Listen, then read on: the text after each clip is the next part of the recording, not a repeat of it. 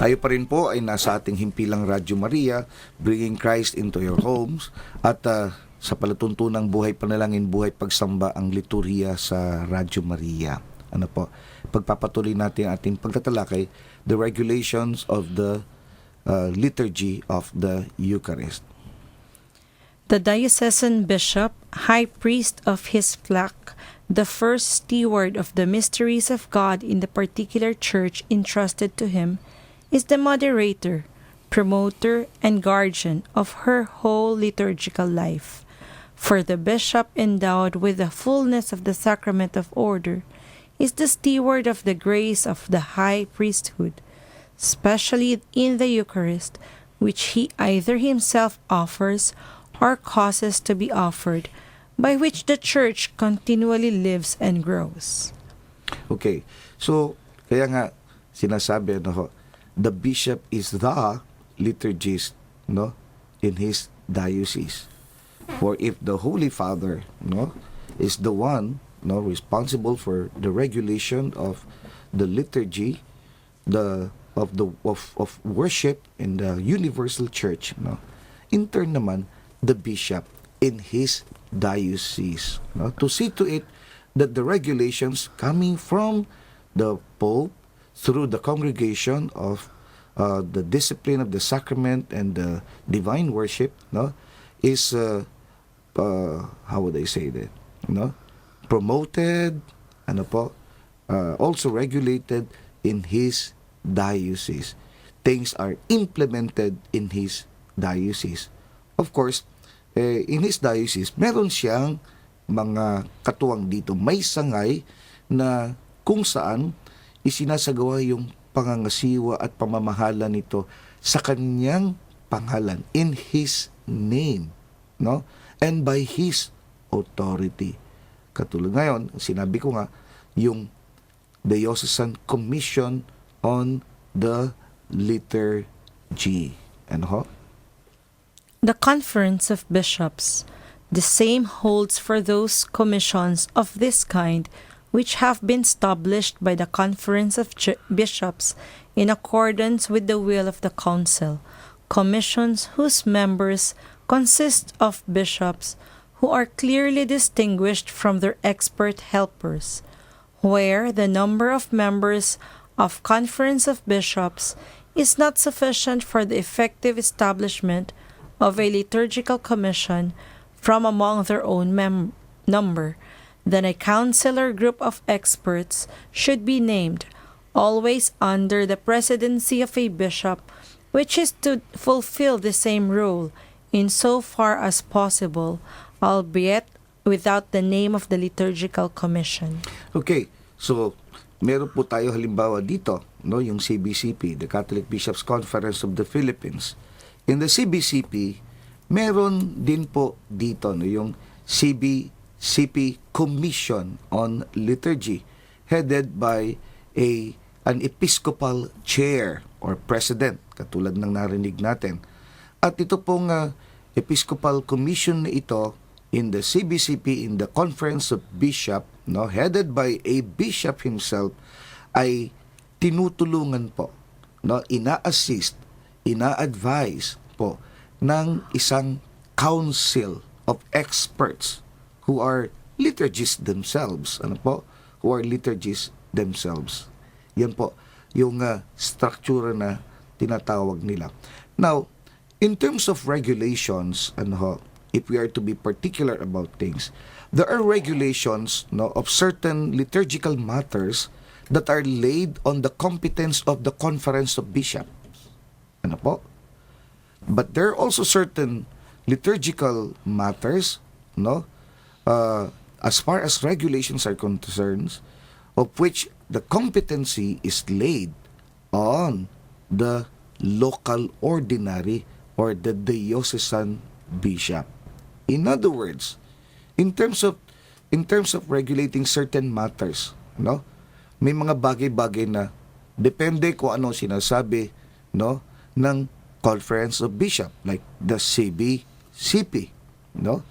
Or isang bagay naman na sinasabi doon, well, ang diocesan bishop meron na kagad kompetensi diyan.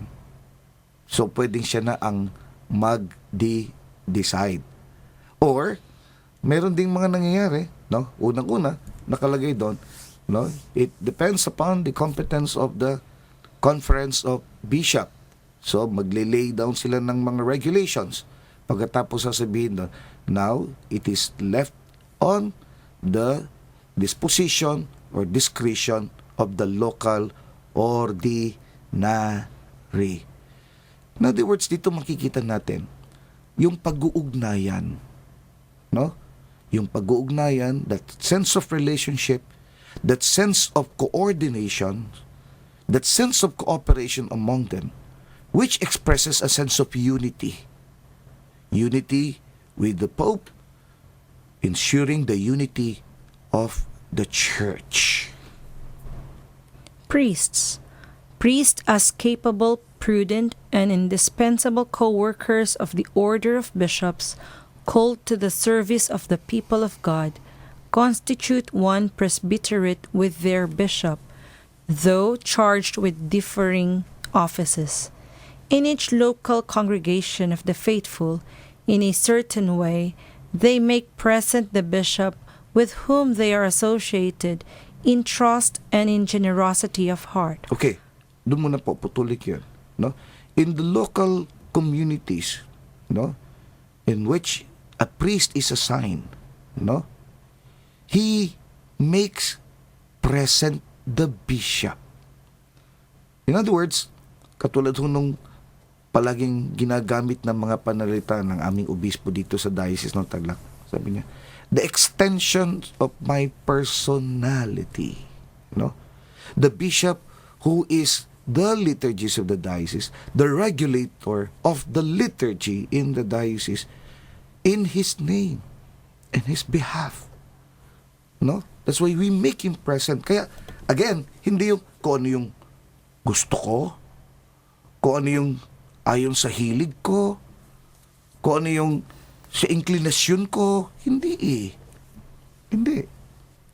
In the name of the bishop, whom I make present through my priestly ministry.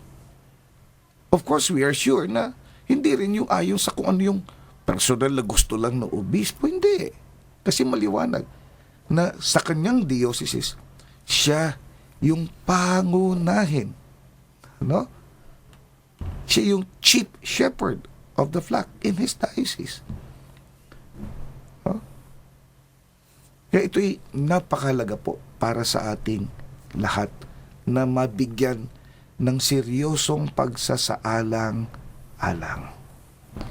They take upon themselves his duties and his solicitude, and they carry this out in their daily work. And because of this participation in the priesthood and mission, priests should recognize the bishop as truly their father and obey him reverently. Furthermore, ever intent upon the good of God's children, they should seek to contribute to the pastoral mission of the whole diocese and indeed of the whole church. Kaya nga, anong kwenta ng ako ay personally, anong kwenta ng aking pagkapare kung ako ay hiwalay sa aking obispo, no? Napakahalaga. Napakahalaga because I only share in his priesthood. He shares with me his priesthood. Being the one who has the fullness of the priesthood. That I serve as the extension of his personality. No? Ganting halimbawa, if in the personal level, medyo kung halimbawa meron mang grudge o meron mang conflict. But the fact remains, no?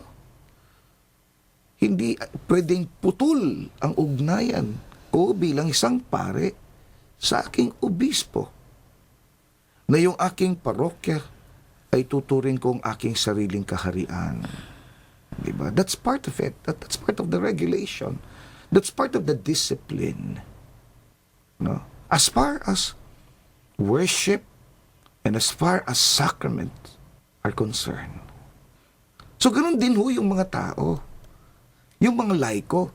yung mga mananampalataya. Kaya, pansin ninyo, no? Kani-kanina lang, binigyang diin ko yung kahalagahan ng ating kaisahan.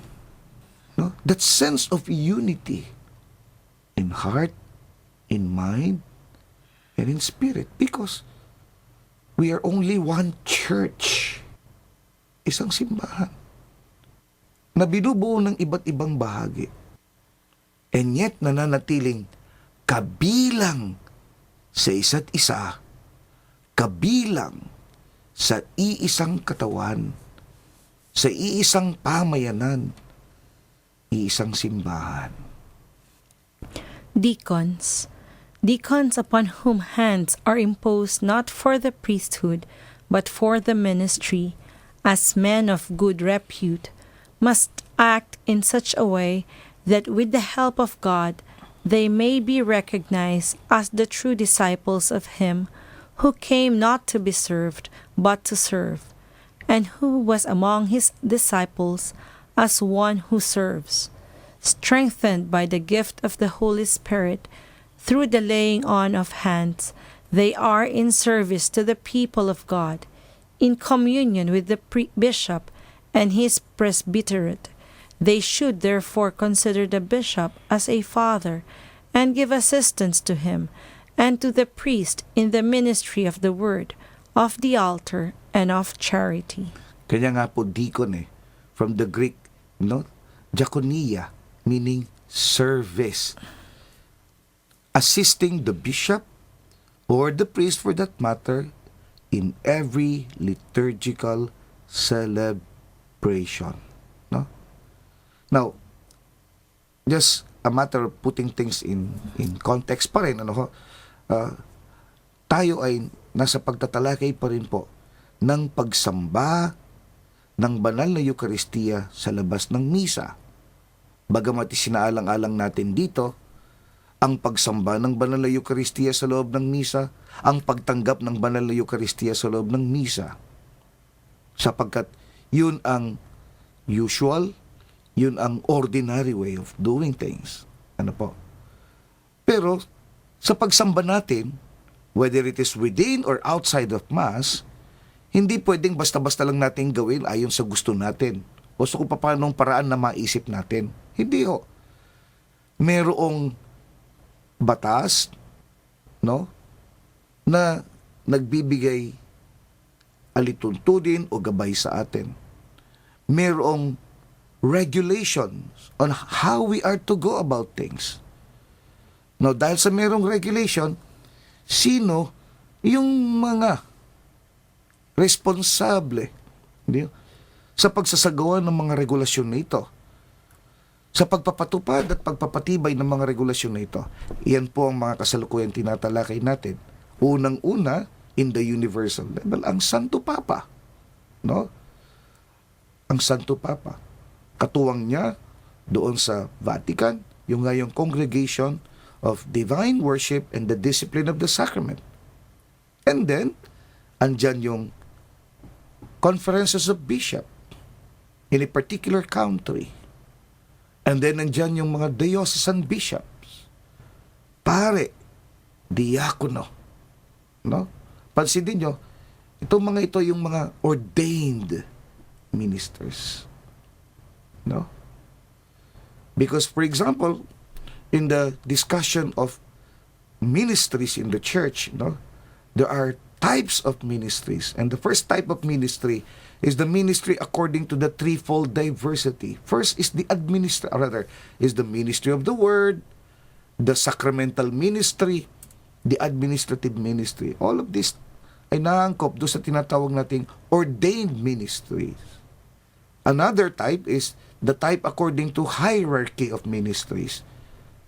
So yung structure nito sa pinakamataas hanggang sa pinakamababa na uri o level ng ministry. At ano yung pangunahin o pinakamataas? The ordained ministry. And when we say ordained ministry, tatlo ito. The bishop or the episcopacy, the priest, no? And thirdly is the deacon. The deacon. no? Kaya ito yung tinitignan natin, no ho? May naiwan pang ilang mga aspeto doon sa unang bahagi ng tinatalakay nating some excerpts from the document Redemptionis Sacramentum. The participation of the lay Christian faithful in the Eucharistic celebration. For the good of the community and of the whole Church of God, some of the lay faithful, according to tradition, have rightly and laudably exercised in ministry in the celebration of the sacred liturgy.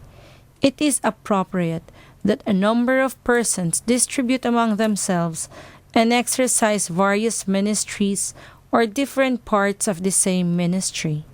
Apart from the duty instituted ministries of acolyte and lector, the most important of these ministries are those of acolyte and lector by temporary deputation. In addition to this are the other functions that are described in the Roman Missal, as well as the functions of preparing the host, washing the liturgical linens, and the like. All, whether ordained ministers or lay faithful, in exercising their own office or ministry, should do exclusively and fully that which pertains to them, in the liturgical celebration itself, as well as in its preparation. They should do what is necessary so that the Church's liturgy will be carried out worthily and appropriately. To be avoided is the danger of obscuring the complementary relationship between the action of clerics and that of lay persons, in such a way that the ministry of lay persons undergoes what might be called a certain clericalization, while the sacred ministers inappropriately assume those things that are proper to the life and activity of the lay faithful. The lay Christian faithful called to give assistance at liturgical celebrations should be well instructed and must be those whose Christian life, morals, and fidelity to the Church's magisterium recommend them. It is fitting that such a one should have received a liturgical formation in accordance with his or her age, condition, state of life, and religious culture. No one should be selected whose designation could cause consternation for the faithful. It is altogether laudable to maintain the noble custom by which boys or youths, customarily termed servers, provide service of the altar after the manner of acolytes, and receive catechesis regarding their function in accordance with their power of comprehension. Nor should it be forgotten that a great number of sacred ministers over the course of the centuries have come from among boys such as this. Associations for them, including also the participation and assistance of their parents, should be established or promoted, and in such a way greater pastoral care will be provided for the ministers. Whenever such associations are international in nature, it pertains to the competence of the Congregation for Divine Worship and the discipline of the sacraments to establish them or to approve and revise their statutes. Girls or women may also be admitted to this service of the altar at the discretion of the diocesan bishop and in accordance of the established norms. Okay. I doubt if I can discuss those things. Ano po? Ang dami nun, haba. Anyway, ang sinasabi doon, so kanina tinignan natin yung gampanin ng mga ordained ministers. Ano po? The so-called clerics. At ngayon naman, ang sinasabi doon ay yung partisipasyon naman, no? Pakikilahok at pakikisangkot ng mga laiko, no?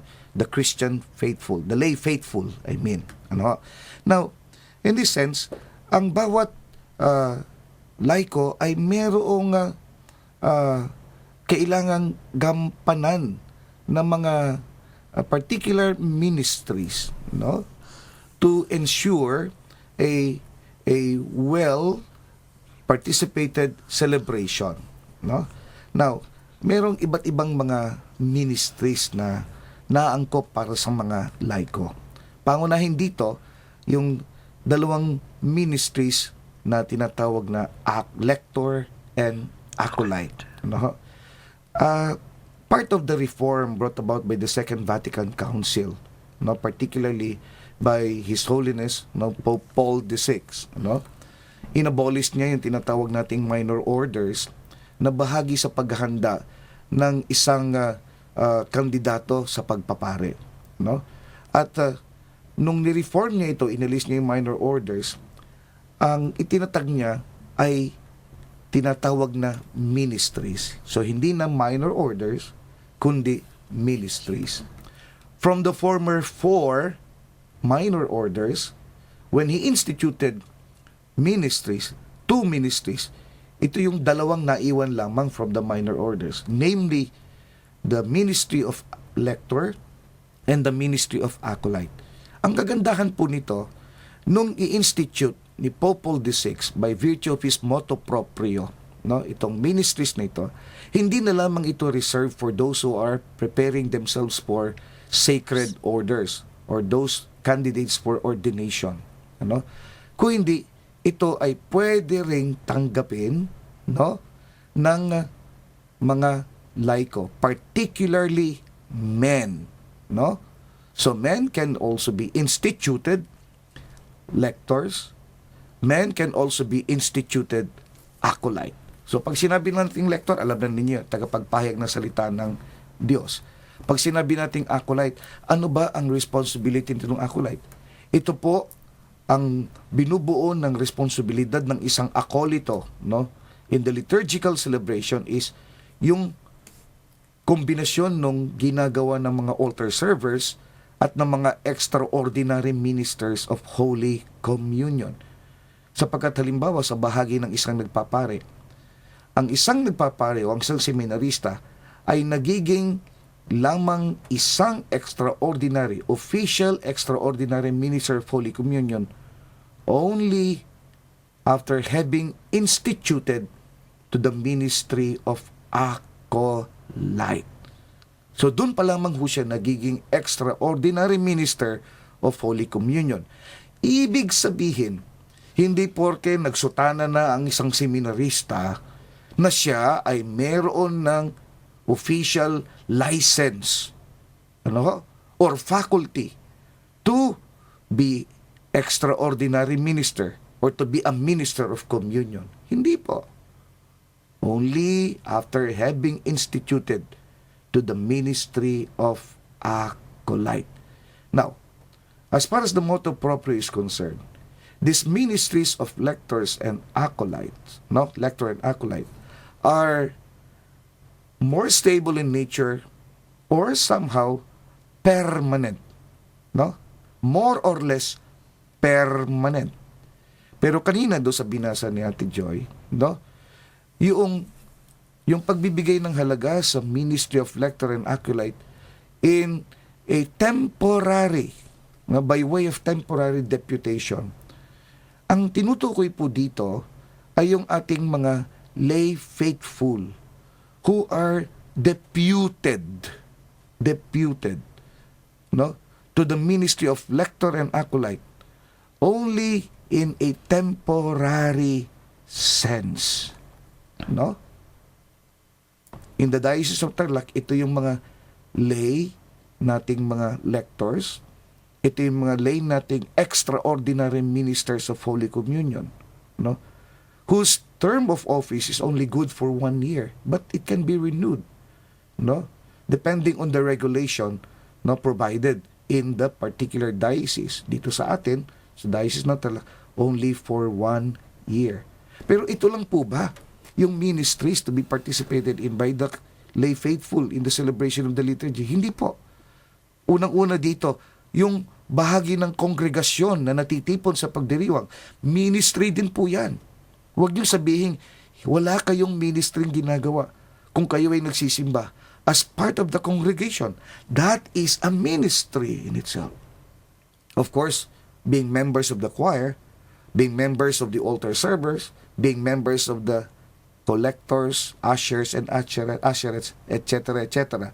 Nabanggit din dito yung tagapaghanda ng mga gamit, katulad ng sakristan, yung nangangasiwa sa mga linen, katulad ng mga mother butlers, no? Mission Guild, Mother Butlers Guild, and so on and so forth. So, muli babalikan po natin ito sa susunod na Lunes sa pagpapatuloy ng ating pagtatalakay. At bago tayo magtapos, we were told na meron po tayong tinanggap na isang katanungan yata, no? Ano ho yun? Good day, Father Lito and Ma'am Joy. We again reminded of the importance of the Masses discussion po ninyo. Tanong ko lamang po if ang Ash Wednesday, omitted po ba ang mga prayers of the faithful? Kasi wala po noon. Thank you. Okay, so yung liturgical rite ng Ash Wednesday, no, that mark the beginning of the Lenten season. Ano po? So, doon po sa structure ng celebration ng Ash Wednesday, no, as prescribed, no, in the Roman Missal, ang omitted po doon ay ang penitential act.